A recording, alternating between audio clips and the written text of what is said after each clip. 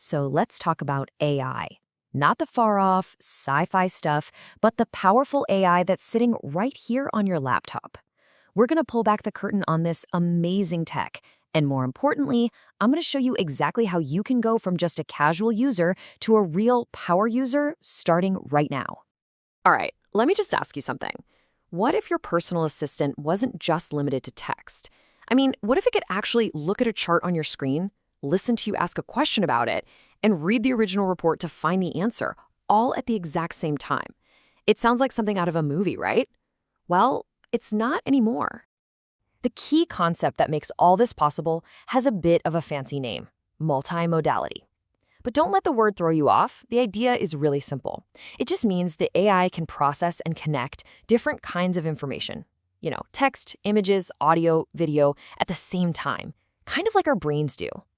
It's the difference between an assistant that can only read your emails and one that can sit right there with you, look at your screen, and listen as you explain what you need.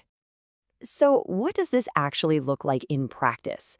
Let's explore what this technology can do when it's operating on a scale that is, frankly, just beyond what any single person is capable of. The results, well, they're pretty astonishing. Okay, imagine you need to analyze your company's performance. Instead of spending days or even weeks sifting through paperwork, you give your AI assistant a virtual stack of 15 quarterly earnings reports. We're talking 152 pages of super dense, jargon-filled financial documents. For a human expert, that is hours and hours of tedious work, if not days.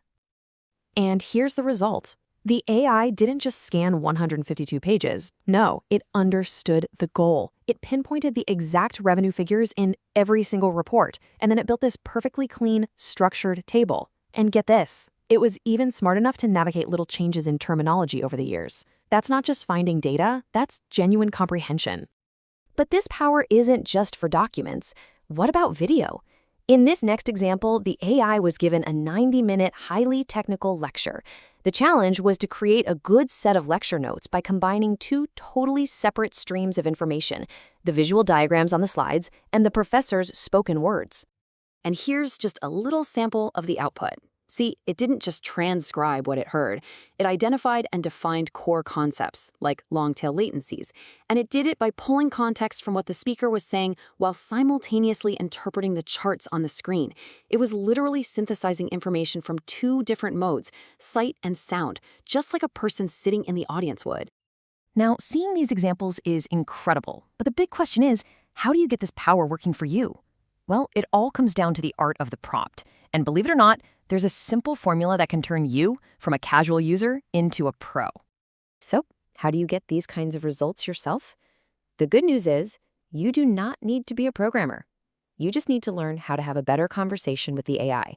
And it all starts with a simple formula. Okay, here is the secret sauce, the Power Prompt Formula. It has 4 simple parts. First, persona. Tell the AI who to be, like a PR manager or an executive assistant. Second, task. Be specific about what you want it to do. Summarize, create, analyze. Third, context. Give it the background information it needs, maybe even pointing it to a specific document. And finally, format. Tell it how you want the output to look: a table, bullet points, an email. And this slide right here shows you exactly why that formula matters so much. You could type a vague 5-word prompt like, write an email about lunch, and you'll get back a generic, pretty useless reply. But compare that to a power prompt that uses the formula. It specifies a task, context, and even a tone. The difference in the result you get is just night and day. And here's a fascinating little statistic for you. Research shows that the most successful and fruitful prompts average around 21 words. But most of us, we tend to use fewer than 9. Just by adding a little bit more detail, persona, task, context, format, you can dramatically improve your results. Okay, enough theory. Let's see how this formula works in a real-world scenario. We're going to see someone accomplish a common business task right from within the apps they use every single day. Here, a PR manager needs to write a press release about a company acquisition. And notice the prompt. They've set the persona, I'm a PR manager, the task, create a press release, and they've provided crucial context by referencing a document full of quotes. But it doesn't stop there. The initial draft is just a starting point. In this follow-up, the user refines the output by providing even more context, pointing the AI to a second document that has a company biography. This back and forth is key. It's a conversation. And you can apply this conversational approach to countless daily tasks. Instead of manually sifting through your inbox, you can ask it to summarize a week of emails from your boss. Need to plan a team event? Ask it to draft a 3-day agenda. From memos to trackers to brainstorming, the possibilities for boosting your productivity are absolutely huge. So, as we wrap up, what's the big takeaway from all of this? How should we really think about these tools as they become a bigger and bigger part of our work lives? The most crucial point is this. We need a fundamental mindset shift. You have to stop thinking of it as a search box where you just type keywords and hope for the best. Think of it as a collaborator. The more you treat it like a partner in a detailed conversation, the more powerful your results will be. And finally, it is so vital to remember this. These tools are here to assist and augment our own abilities, not replace them. They provide the draft, the summary, the analysis, but you are always the pilot. The final output, the critical thinking, and the responsibility, that's always yours.